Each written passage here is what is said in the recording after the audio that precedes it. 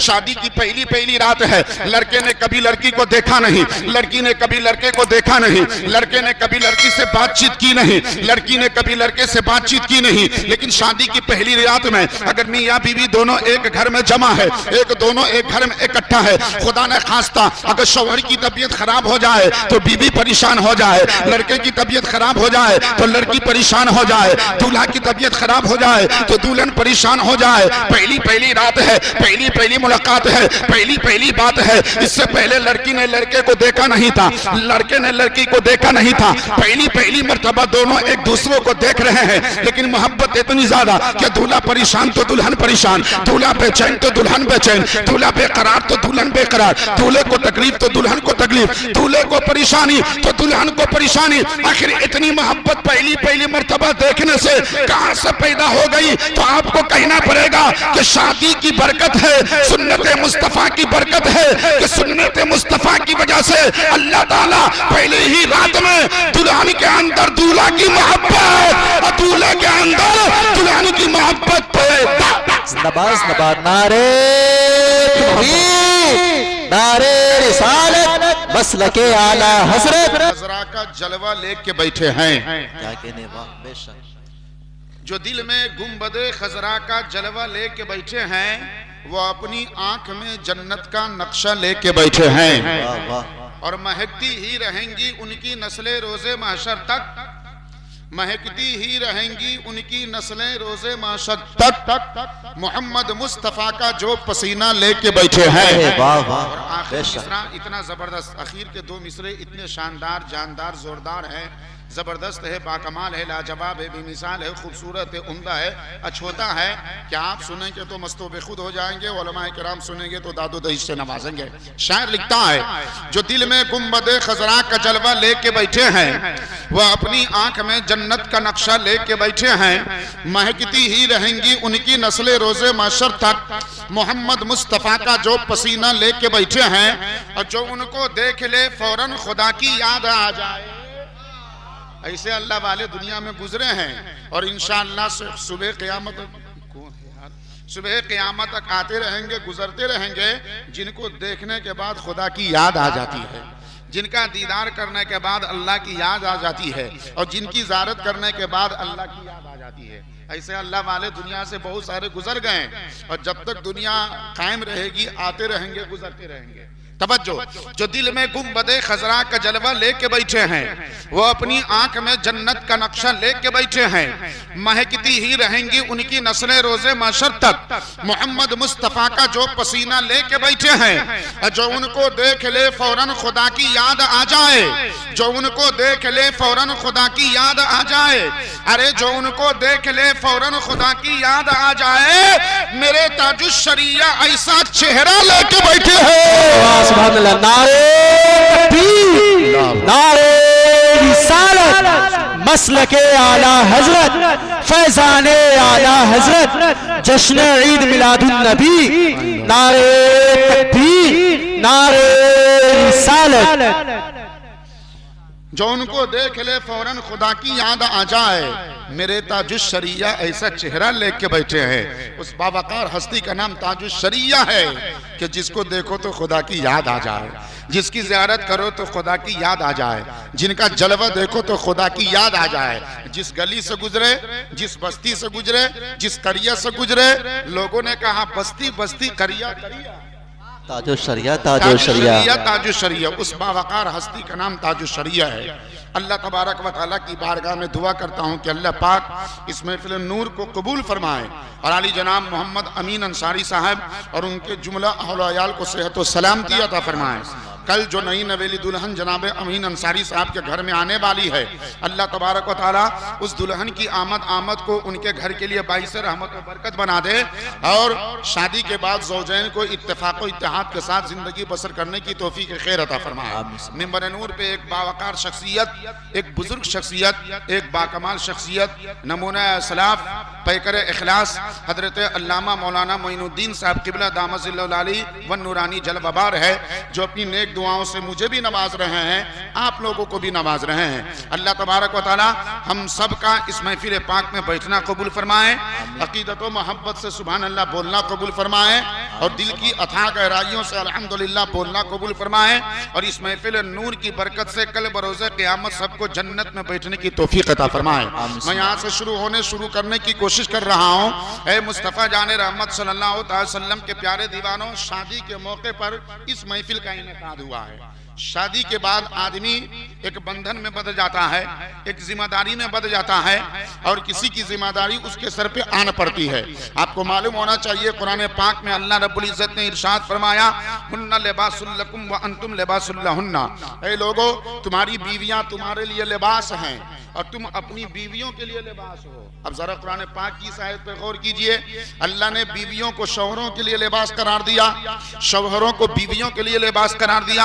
हालांकि लिबास तो वो होता है जिसे पहना जाता है, लिबास तो वो होता है जिसे ज़ेब तन किया जाता है, लिबास तो वो होता है जिसे बदन में लगाया जाता है।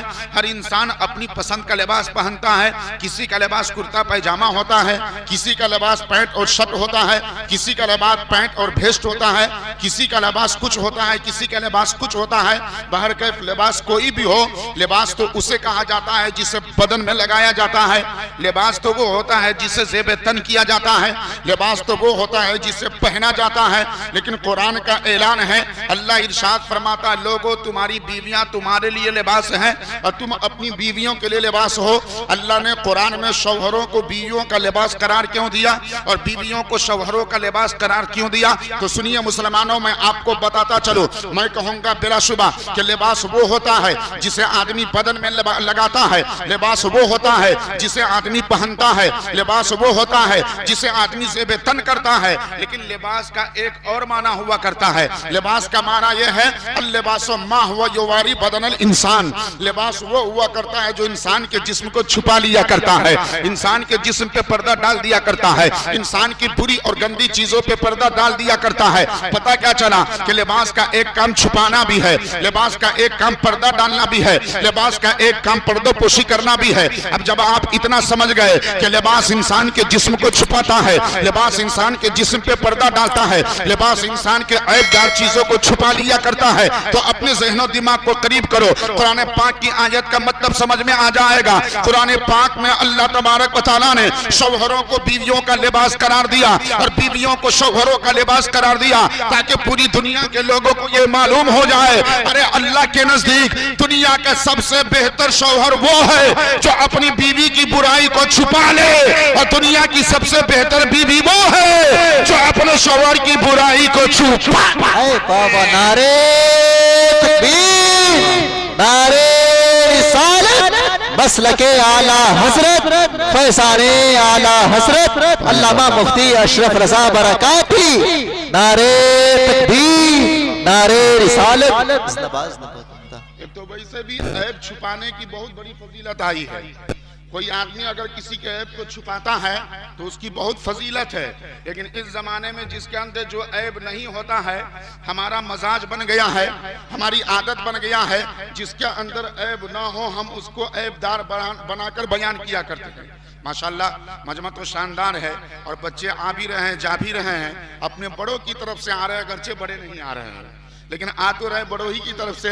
अगर बड़े नहीं दिए होते तो ये लोग कहाँ से देते? बड़े बहर कैफ अपनी जगह पर बैठ करके सुन रहे हैं, अच्छी बात है, दुआओं से नवाजते रहिए। और माशाअल्लाह अमीन साहब का प्रोग्राम तो प्रोग्राम में होता है, जब कभी भी होता है शानदार स्टेज का इंतजाम, शानदार पंडाल का इंतजाम, शानदार उलमाए किराम का इंतजाम और शानदार ताम का इंतजाम और शानदार जो है उसके बाद रुखसती का भी इंतजाम हो जाता है। हाँ, हल कहना है तो अब लोगों में तस्रीर। ऐ मुस्तफा जाने रहमत के प्यारे दीवानों, पता क्या चला?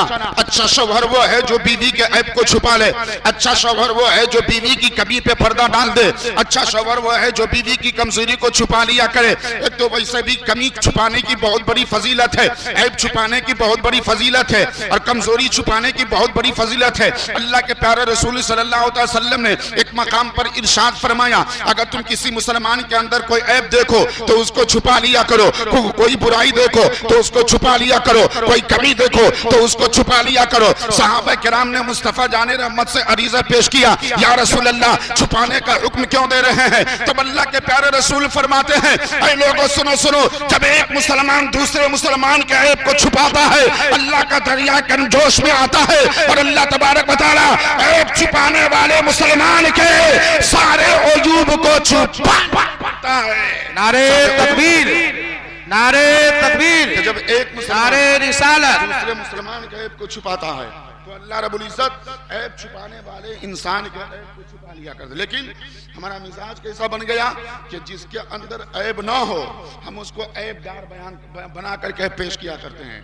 हजरत शेख सादी शिराजी ने गुलसिता में आखिर की तरफ इरशाद फरमाया है, खल्लाके दो आलम मी बीनात व मी पोशाद व खल्क न मी बीनात व मी खरोशाद। इसका मतलब यह हुआ अल्लाह सब कुछ देखता है, उसके बावजूद भी पर्दा डाल देता है। चोरी करने वाले की चोरी को अल्लाह देखता है, शराब पीने वाले की शराब नोशी को अल्लाह देखता है, डाकाजनी करने वाले की डाकाजनी को अल्लाह देखता है, बुराई करने वाले की बुराई को अल्लाह देखता है, नुकसान पहुंचाने वाले के नुकसान को अल्लाह देखता है, कमी करने वाले की कमी को अल्लाह देखता है, गुनाह करने वाले के गुनाहों को अल्लाह देखता है। लेकिन अल्लाह पर्दापोशी करता है। उसी वक्त चोर की गिरफ्त नहीं करता, उसी वक्त डाकू की गिरफ्त नहीं करता, उसी वक्त शराब पीने वाले की गिरफ्त नहीं करता, उसी वक्त ज़िना करने वाले की गिरफ्त नहीं करता, उसी वक्त जो है कमी कमजोरी करने वाले की गिरफ्त नहीं करता। पता क्या चला? अरे पर्दापोशी करना अल्लाह के सिफाते हुस्ना में से एक सिफत है। जो बंदे मोमिन किसी की पर्दापोशी करता है, किसी की कमी को छुपाता है, किसी के ऐब को छुपाता है, तो अल्लाह ताला उस बंदे मोमिन को अपनी बारगाह से रहमत और बरकत से माला देता है। नारे तकबीर, नारे रिसालत, मसलके आला हजरत, फैज़ाने आला हजरत हजरत अल्लामा मुफ्ती अशरफ रज़ा बरकाती, जश्न ईद मिलादुन नबी। नारे तकबीर, नारे रिसालत। तो ऐब छुपाने की बहुत बड़ी फजीलत, लेकिन एक बीवी अपने शौहर के ऐब को छुपाए, एक शौहर अपनी बीवी के ऐब छुपाए, जिसके दरमियान उनसियत होती है, जिसके दरमियान चाहत होती है, जिसके दरमियान अकीदत होती है। और अकीदत इतनी कि शादी के पहले ही रात में अल्लाह बीवी के अंदर शौहर की मोहब्बत पैदा कर देता है और शौहर के अंदर बीवी की मोहब्बत पैदा कर देता है। ये सुन्नत मुस्तफ़ा की बरकत है, ये शादी की बरकत है। और ये शादी की बरकत कहाँ से है? क्योंकि शादी सबसे पहले ना अंबियाए किराम अलैहिमुस्सलातु वस्सलाम ने की है। शादी की पहली रात है। लड़के ने कभी लड़की को देखा नहीं, लड़की ने कभी लड़के को देखा नहीं, लड़के ने कभी लड़की से बातचीत की नहीं, लड़की ने कभी लड़के से बातचीत की नहीं। लेकिन शादी की पहली रात में अगर मियाँ बीवी दोनों एक घर में जमा है, दोनों एक घर में इकट्ठा है, खुदा ने खास्ता अगर शौहर की तबीयत खराब हो जाए तो बीवी परेशान हो जाए, लड़के की तबीयत खराब हो जाए तो लड़की परेशान हो जाए, दूल्हा की तबीयत खराब हो जाए तो दुल्हन परेशान हो जाए। पहली रात है, पहली मुलाकात है, पहली बात है। इससे पहले लड़की ने लड़के को देखा नहीं था, लड़के ने लड़की को देखा नहीं था। पहली मर्तबा दोनों एक दूसरे को देख रहे हैं, लेकिन मोहब्बत इतनी ज्यादा कि दूल्हा परेशान तो दुल्हन परेशान, दूल्हा बेचैन तो दुल्हन बेचैन, दूल्हा बेकरार तो दुल्हन बेकरार, दूल्हे को तकलीफ तो दुल्हन को तकलीफ, दूल्हे को परेशानी तो दुल्हन को परेशानी। आखिर इतनी मोहब्बत पहली मर्तबा देखने से कहां से पैदा हो गई? तो आपको कहना पड़ेगा कि शादी की बरकत है, सुन्नत मुस्तफा की बरकत है कि सुन्नत मुस्तफा की वजह से अल्लाह ताला पहले ही रात में दुल्हन के अंदर दूल्हा की मोहब्बत और दूल्हे के अंदर दुल्हन की मोहब्बत पैदा। नबाज नारे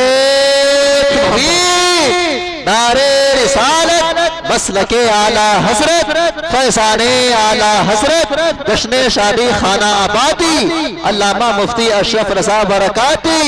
नारे तकबीर, नारे रिसालत। अल्लाह माशाअल्लाह, बहुत उम्दा। बरकत है और भी बहुत सारी बरकत है। अब शादी के बाद एक आजाद औरत एक मर्द के निकाह में आ जाती है। पहले से वो किसी के निकाह में नहीं थी, पहले से किसी गैर मर्द का हुक्म उसके लिए मानना जरूरी नहीं था, लेकिन जैसे ही शादी हो गई, दोनों के दरमियान रिश्ता कायम हो गया। अब अल्लाह ने एक शौहर का मकाम, एक शौहर का मर्तबा, एक शौहर की अजमत को कितना बुलंद कर दिया। अब जरा देखिए, अब वही औरत है, अब उसके ऊपर शौहर की इताअत जरूरी है, वही औरत है, शौहर का एहतराम जरूरी है, वही औरत है, शौहर की ताजीम जरूरी है, वही औरत है, शौहर का इकराम जरूरी है, वही औरत है, शौहर की ताजीम करना जरूरी है। बल्कि यहाँ तक कि आया है, अल्लाह के प्यारे रसूल सल्लल्लाहु अलैहि वसल्लम इरशाद फरमाते हैं कि दुनिया की जो बीवी अपने शौहर को खुश रखती है, अल्लाह ताला इसी बीवी से खुश हो जाता है। और जिस बीवी से अल्लाह खुश हो जाएगा, क़यामत के दिन अल्लाह जन्नत में उसे मुस्तफा की बेटी हजरत फातिमा के साथ जन्नत आएगा। जिंदाबाद जिंदाबाद, बहुत उम्दा। ये अजमत है शौहर या रसूल अल्लाह। पाइंदाबाद पाइंदाबाद, जिंदाबाद जिंदाबाद, अल्लाह या रसूल अल्लाह। शायद बाद में आइए, चलिए अच्छी बात है। मुस्तफा जाने रहमत सल्लल्लाहु अलैहि वसल्लम के प्यारे दीवानों, अब जरा अपने जहन को करीब करो। अल्लाह ने यही वजह है कि शौहर की औरत की अजमत को भी बहुत बुलंद किया है, औरत के मकाम को भी बहुत बुलंद किया है। अब यही देखिए ना कि एक औरत के कदम के नीचे अल्लाह ने औलाद के लिए जन्नत रख दिया, एक औरत के कदम के नीचे जन्नत रख दिया है। अब इससे ऊंचा मकाम औरत का और क्या हो सकता है। हदीस शरीफ में आया, अब दुनिया कुल्लुहा मता व खैरो मता दुनिया अल मरअतु सालिहा। ऐ लोगों, पूरी दुनिया एक पूंजी है, पूरी दुनिया एक सामान है, पूरी दुनिया फायदा उठाने की चीज है। लेकिन एक बात जान लो, दुनिया की सबसे बेहतरीन पूंजी, दुनिया का सबसे बेहतर सामान कौन है? तो आदमी अपनी अक्ल के एतबार से फैसला करेगा। जिसके पास जितनी अक्ल होगी, जिसके पास जितना इल्म होगा, उसी एतबार से फैसला करेगा कि पूरी दुनिया का सबसे बेहतर सामान कौन। तो जिसने कुतुब मीनार देखा होगा वह कहेगा कि दुनिया का सबसे बेहतर, दुनिया का सबसे बेहतर, दुनिया की सबसे बेहतर चीज कुतुब मीनार है। जिसने ताजमहल देखा होगा कहेगा दुनिया की सबसे बेहतर चीज ताजमहल है। जिसने लाल किला देखा होगा वो कहेगा दुनिया का सबसे बेहतर सामान लाल किला है। लेकिन आओ हम मुस्तफा जाने रहमत से पूछते हैं, या रसूल अल्लाह बता दिया जाए दुनिया की सबसे बेहतर चीज कौन है? आसमान है, जमीन है, सोना है, चांदी है, रुपया है, पैसा है, दौलत है, सरबत है। दुनिया का सबसे बेहतर सामान कौन है? तो मुस्तफा जाने रहमत ने आज से 1400 बरस पहले इरशाद फरमाया, ऐ लोगों सुनो सुनो, दुनिया कुल्लुहा मता व खैरो मता दुनिया अल मरअतु सालिहा। अरे पूरी दुनिया एक सामान है, एक पूंजी है, और दुनिया की सबसे बेहतर पूंजी आका फरमाते हैं वो कोई और नहीं बल्कि नेक औरत। ये मुस्तफा ने फरमाया दुनिया की सबसे बेहतर पूंजी नेक औरत है। अब बताइए, जिसको अल्लाह फरमा, जिसको प्यारे रसूल फरमा रहे हैं, जिसके बारे में मुस्तफा जाने रहमत फरमा रहे हैं कि दुनिया की सबसे बेहतर पूंजी नेक औरत। अब उस औरत का मकाम देखिए, अल्लाह के रसूल ने नेक औरत को सबसे बेहतर सामान और सबसे बेहतर पूंजी कहा। क्यों? इसलिए कि औरत के 3 रूप होते हैं, 3 रूप। औरत पहले किसी की बेटी होती है, उसके बाद वो किसी की बीवी बनती है, उसके बाद वो किसी की माँ बनती है। पहले बेटी, उसके बाद किसी की बीवी, उसके बाद किसी की माँ होती है। नबी ने यूं ही मर्तबा औरत का बुलंद नहीं किया, नबी ने यूं ही अजमत औरत की बयान ना की, नबी ने यूं ही मकाम औरत का बुलंद ना किया। औरत के 3 रूप होते हैं। कोई भी औरत हो, पहले वो किसी की बेटी होती है, उसके बाद किसी की बीवी बनती है, उसके बाद किसी की माँ होती है। अब बेटी है फिर भी लाजवाब है, बीवी है फिर भी लाजवाब है, माँ है तो लाजवाब ही लाजवाब है। औरत के 3 रूप के बारे में जरा देखिए। औरत जब तक के किसी की बेटी है, माँ बाप के लिए रहमत है, भाई बहन के लिए रहमत है, खानदान वालों के लिए रहमत है, अपने घर वालों के लिए रहमत है। अगर वो किसी की बीवी बन जाती है तो शौहर के लिए बाइस मोहब्बत है। अगर वही औरत किसी की माँ बन जाती है तो औलाद के लिए उसके कदम के नीचे जन्नत हक है। जिंदाबाद जिंदाबाद, उसके कदम के नीचे जन्नत है। तो ये 3 रूप लाजवाब है। औरत बेटी है किसी की फिर भी लाजवाब, बीवी है किसी की फिर भी लाजवाब, और माँ है किसी की फिर भी लाजवाब। लेकिन कब औरत की हद में रहे, कब? ऐसा नहीं दहा बना हुआ तो चले जाए दहा देखने के लिए। कहीं पे गुनाह का काम हो रहा तो चले जाए गुनाहों का काम करने के लिए। फातिमा की कनीज बंद कर रहा है, टप टप टप। ये मिलाद हो रहा है ना, 5-7 माएँ बहनें यहाँ पे बैठी हैं।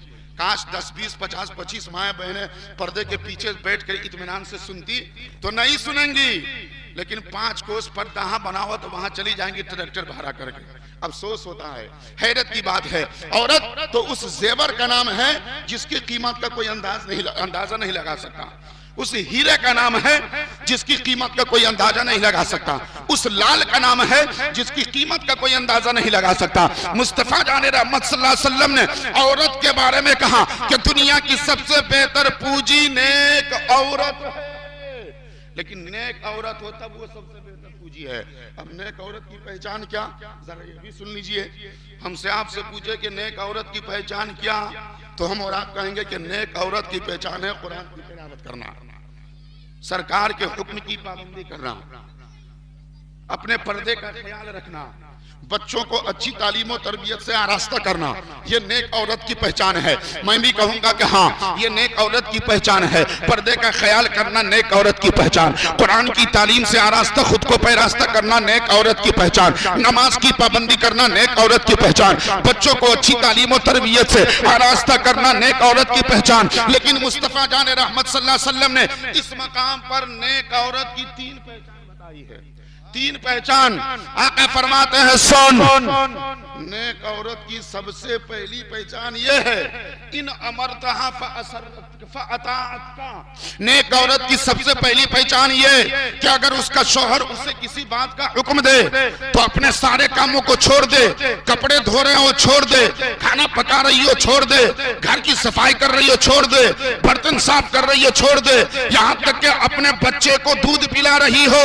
आका फरमाते हैं नेक औरत की सबसे पहली पहचान यह है, यहाँ तक के अपने बच्चे को दूध पिलाना छोड़ दे। शौहर अगर पानी मांगे या किसी बात का हुक्म दे, अपने सारे कामों को छोड़ दे, अपने शौहर का हुक्म मान कर दिखा दे। आका फरमाते हैं यही नेक औरत की सबसे पहचान है, पहली पहचान है। अपने काम को बाद में अंजाम दे, कपड़े बाद में धोए, घर की सफाई बाद में करे, बर्तनों की सफाई बाद में करे, अपने बच्चों को यहाँ तक कि दूध बाद में पिलाए। शौहर जिस काम का हुक्म दे, ऐसा नहीं 5 मिनट रुको ना, हम अभी चाहिए, इंतजार कीजिए ना, हम आ रहे हैं, सब्र कीजिए ना, हमारे नहीं। ऐ मुस्तफा जाने रहमत सल्लल्लाहु अलैहि वसल्लम, क्या समझ लिया है हमारी माओ बहनों ने अपने शौहर को, क्या समझ लिया है इस्लाम की मुकद्दस शहजादियों ने अपने शौहर को। आका फरमाते हैं अगर अल्लाह के सिवा किसी को सजदा करना जायज होता, अजमत और फजीलत शौहर की बयान करते हुए अल्लाह के प्यारे रसूल फरमाते हैं अल्लाह के सिवा अगर किसी को सजदा करना जायज होता तो नबी फरमाते हैं मैं बेटे को नहीं हुक्म देता बाप को सजदा करो, मैं शागिर्द को नहीं हुक्म देता उस्ताद को सजदा करो, मैं मुरीद को नहीं हुक्म देता पीर को सजदा करो, मैं छोटे भाई को हुक्म नहीं देता बड़े भाई को सजदा करो। आका फरमाते हैं शौहर की अजमत बयान करते हुए अगर अल्लाह के बाद किसी को सजदा करना जायज होता, नबी फरमाते हैं मैं दुनिया की तमाम औरतों को हुक्म देता कि वह अपने शौहरों को सजदा करे। मकाम है शौहर का, ये मर्तबा है शौहर का, और ये शौहर की ये फजीलत शौहर की। तो नेक औरत की सबसे पहली पहचान ये है कि जब उसका शौहर उसे किसी बात का हुक्म दे दे तो अपने सारे कामों को छोड़कर वह औरत अपने शौहर के काम को अंजाम दे, ये पहली पहचान। और दूसरी पहचान क्या, वह इन नजरता इलैहा फअसरता, मिशकात शरीफ जिल्द सानी किताबुल निकाह की हदीस पेश कर रहा हूं। वह इन नजरता इलैहा फअसरता, नेक औरत की दूसरी पहचान यह है कि हदीस पाक का मफहूम, नेक औरत की दूसरी पहचान यह है कि अगर शौहर उसको देखे प्यार भरी नजरों से, मोहब्बत भरी नजरों से, उल्फत भरी नजरों से, तो वह औरत अपने देखने वाले शौहर का दिल खुश कर दे, अपने कैरेक्टर से, अपने किरदार से, अपनी आदत से, अपने हुस्न अखलाक से। नबी करीम सल्लल्लाहु अलैहि वसल्लम के फरमाने का मतलब यह है कि जो औरत अपने अच्छे किरदार से अपने शौहर का दिल खुश कर देती है तो अल्लाह तबारक व तआला उस औरत को नेकी करने का सबब। जिंदाबाद जिंदाबाद, नारे तकबीर, नारे रिसालत, मसलके आला हजरत फैजाने आला हजरत जश्न शादी खाना आबादी नारे तकबीर नारे रिसालत नवाज नवाज। ये नेक औरत की दूसरी पहचान इन नजरता इलैहा फअसरत का, कि अगर उसका शौहर उसको देखे तो वो औरत प्यार से अपने शौहर का दिल खुश कर दे, मुस्कुरा कर अपने शौहर का दिल खुश कर दे और मुस्कुरा करके अपने शौहर का दिल जीत ले। एक हदीस में आया है, अल्लाह के प्यारे रसूल फरमाते हैं, अगर कोई आदमी अपने घर से बाहर कमाने के लिए जाता है और शाम को अपने घर पे वापस लौटता है, अगर उसकी बीवी उसके आने का इंतजार अपने घर पे करती रहती है और जैसे ही शौहर उसके सामने जाता है, बीवी अगर शौहर का दिल खुश करने के लिए प्यार से मुस्कुरा देती है तो अल्लाह तबारक व तआला उस मुस्कुराने वाली औरत को शौहर का दिल खुश करने की वजह से 70 शहीदों का सवाब अता फरमाता है। 70 शहीदों का सवाब अता फरमाता है। देखिए शौहर के दिल का ख्याल रखने का कितना सवाब है, कितनी नेकी मिलती है एक औरत को। यूं ही मियाँ बीवी का रिश्ता अटूट नहीं है, यूं ही मियाँ बीवी का बंधन अटूट नहीं है, यूं ही शौहर और बीवी का बंधन अटूट नहीं है। ऐ मुस्तफा जाने रहमत सल्लल्लाहु अलैहि वसल्लम के प्यारे दीवानों, ये नेक औरत की पहचान। अब सबसे आखिरी तीसरी और सबसे जबरदस्त पहचान क्या है, सुनिए। आका फरमाते व इन गाबा अनहा ज़ौजुहा नसहत फी नफ्सिहा व मालिही। नेक औरत से सबसे आखिरी और सबसे बड़ी पहचान ये आका फरमाते हैं कि अगर उसका शौहर उसकी निगाहों से कहीं चले जाए, जैसे इस जमाने में किसी का शौहर कतर है, किसी का शौहर सऊदी है, किसी का शौहर मलेशिया है, किसी का शौहर दुबई है, किसी का शौहर बंबई है, किसी का शौहर दिल्ली है। आका फरमाते हैं नेक औरत की सबसे आखिरी और सबसे बड़ी पहचान यह है कि अगर उसका शौहर उससे कहीं दूर चला जाए, कमाने के लिए चला जाए, रोजी हासिल करने के लिए चला जाए, या अपनी जरूरत के लिए कहीं पे 2 महीना 4 महीना 6 महीना 10 दिन 20 दिन या साल 2 साल या 4-5 साल के लिए कहीं चला जाए, तो आका फरमाते हैं अपने शौहर के गायबाने में जो औरत अपनी इज्जत का ख्याल करे, अपने शौहर के माल का ख्याल करे, यही नेक औरत की सबसे बड़ी पहचान करती है। सरकार ने फरमाया यही नेक औरत की सबसे बड़ी पहचान है। सरकार ने मोहर लगा दिया है। नबी को मालूम था एक जमाना ऐसा आएगा कि शौहर किसी का और कहीं और रहेगा और उसके गैबाने में उसकी बीवियां न जाने कौन कौन से कदम उठाएंगी। इसलिए आका ने फरमाया नेक औरत की सबसे बड़ी पहचान यह है कि वो अपने शौहर के गायबाने में अपने शौहर के माल की हिफाजत करे और अपनी इज्जत की हिफाजत करे। ये समझे कि सर के बाल से लेकर पांव के नाखून तक हमारा पूरा जिस्म हमारे शौहर की अमानत है। अगर हम हंसे तो शौहर को खुश करने के लिए हंसे, अगर मुस्कुराए तो शौहर को खुश करने के लिए मुस्कुराए, अगर हाथों में मेहंदी लगाए तो शौहर को खुश करने के लिए लगाए, अगर बालों में तेल लगाए तो शौहर को खुश करने के लिए लगाए, अगर अच्छे खूबसूरत लिबास पहने तो शौहर को खुश करने के लिए पहने। अच्छा जाहिरन मेहंदी लगाने में कोई सवाब नजर नहीं आता, तेल लगाने में कोई सवाब नजर नहीं आता। क्या बात खत्म कर हो गया? अच्छा मेहंदी लगाने में कोई सवाब, मेरे बात तो आप ही लोगों की बारी पढ़ते रहिएगा ना 11-12 बजे। क्या घबरा रहे हैं, क्या है पीछे में जो है सो मीटिंग कर रहे हैं, इत्मीनान से रहिए ना। मुस्तफा जाने रहमत सल्लल्लाहु अलैहि वसल्लम के प्यारे दीवानों, ज़ाहिरन मेहंदी लगाने में कोई सवाब नहीं, ज़ाहिरन तेल लगाने में कोई सवाब नहीं, ज़ाहिरन जो है अच्छे लिबास पहनने में कोई सवाब नहीं, लेकिन हदीस शरीफ में आया है, हदीस शरीफ का मफ़हूम बता रहा है, अगर कोई औरत अपने शौहर का दिल खुश करने के लिए हाथों में मेहंदी लगाती है तो अल्लाह तबारक व तआला ऐसी औरत को इबादत करने का सवाब अता फरमाता है। ऐसी औरत को इबादत करने का सवाब अता फरमाता है। इसलिए हर इंसान को चाहिए कि वो शरीयत के दायरे में रहकर अपनी बीवी के साथ अच्छी जिंदगी गुजारे, और हर औरत को चाहिए कि वो भी शरीयत के दायरे में रहकर अपने शौहर की इताअत और फर्मा बरदारी करे। अल्लाह तबारक व तआला शौहर को हजरत अली शेर खुदा रज़ियल्लाहु तआला अन्हा का जज्बा अता फरमाएगा और उसकी बीवी को खातून जन्नत हजरत फातिमा ज़हरा रज़ियल्लाहु तआला अन्हा की चादर तत्हीर का सदका दुआ करते हैं कि अल्लाह पाक इस महफिल पाक को ज़ेवर कबूलियत से आरास्ता पैरास्ता फरमाए और अपने प्यारे हबीब सल्लल्लाहु अलैहि वसल्लम के तुफैल हमारे तमाम भाइयों को हजरत अली शेर खुदा रज़ियल्लाहु ताला अन्हु की सुन्नत पर अमल करने की तौफीक फरमाए। हमारी माओ बहनों बेटियों को खातून जन्नत हजरत फातिमा ज़हरा रज़ियल्लाहु ताला अन्हा की आदत करीमा अपनाने की तौफीक खैर अता फरमाए। बस इन्हीं चंद जुमलों के साथ अपनी गुफ्तगू को खत्म कर रहा हूँ। दौरान खिताब अगर मुझसे बोलने में कोई खामी और कमी वाक़ई हो गई हो तो बारगाह मौला में सिद्क़ दिल से ताइब हो रहा हूँ। अस्तग़फिरुल्लाह रब्बी मिन कुल्लि ज़ंबी व अतूबु इलैह। चलते चलाते एक मरतबा अक़ीदत व मोहब्बत के साथ आइए अपना दीनी मिल्ली कौमी मजहबी इस्लामी हक़ानी कुरानी इरफानी ईमानी और जन्नती कलमा जरा मचल के पढ़ ले। पढ़िए बुलंद आवाज़ से ला इलाहा इल्लल्लाह मुहम्मदुर रसूलुल्लाह सल्लल्लाहु ताला अलैहि वसल्लम। नबी अकरम ने इस जहां में पयाम मौला सुना के छोड़ा, जो झुक रहे थे बुतों के आगे खुदा के आगे झुका के छोड़ा। उमर के गुस्से में चूर इतने चले थे आका को कत्ल करने, मगर रिसालत की एक नजर ने उन्हें भी कलमा पढ़ा के छोड़ा। हमारी सुबह जिंदा है, हमारी शाम जिंदा है, हमारे दिल की तख्ती पर नबी का नाम जिंदा है। जिंदाबाद पाइंदाबाद। वमा तौफीक़ी इल्ला बिल्लाह। अस्सलामु अलैकुम व रहमतुल्लाह।